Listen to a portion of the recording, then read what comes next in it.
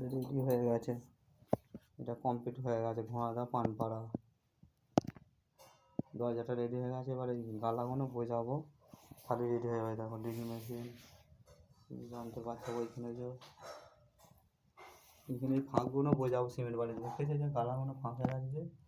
এই যে এখান থেকে সব ময়লা ধরাবো, এই গায়ে ময়লা ধরবো। এই যে ফাঁকা আছে হালকা, কিন্তু রাজমিস্ত্রি যে করে গেছে ক্লিয়ারটা ঠিক বুঝতে পারে না, উল্টো পাল্টা করেছে। কি বুঝলে এটাকে আমার ঠিক করতে হবে। যে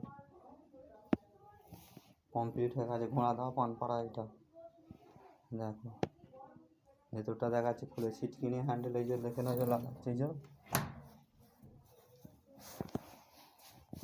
দেখো পাল্লা খুলে দিয়েছি, ঠিক আছে, কমপ্লিট হয়ে গেছে। এবার খালি একটুখানি কাজ বাকি আছে, ব্যাঙ্কেটটা লাগাবো। এই যে সিটকিনি লাগিয়ে দিয়েছি, দেখতে পাচ্ছি পুরো।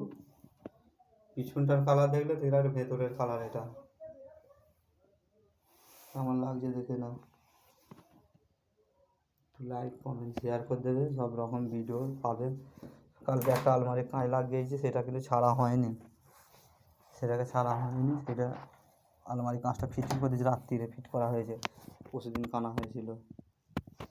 এই দেখো সবই মোটামুটি কাজ করা হয়, যেটা ভালো লাগবে। কাঠের কাজ, চ্যানেল পাল্লা ঠেলা, এই কাজ সব কমপ্লিট করে দিতে পারবো আমি। এই দেখো দেখতে পেয়েছো ঘোড়াদা পানপাড়া এটা।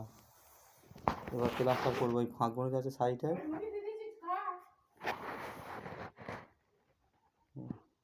দেখতে থাকো, লাইক কমেন্ট শেয়ার করে দেবে। দেখো ঘোড়াদা পানপাড়া এটা লাগানো হলো।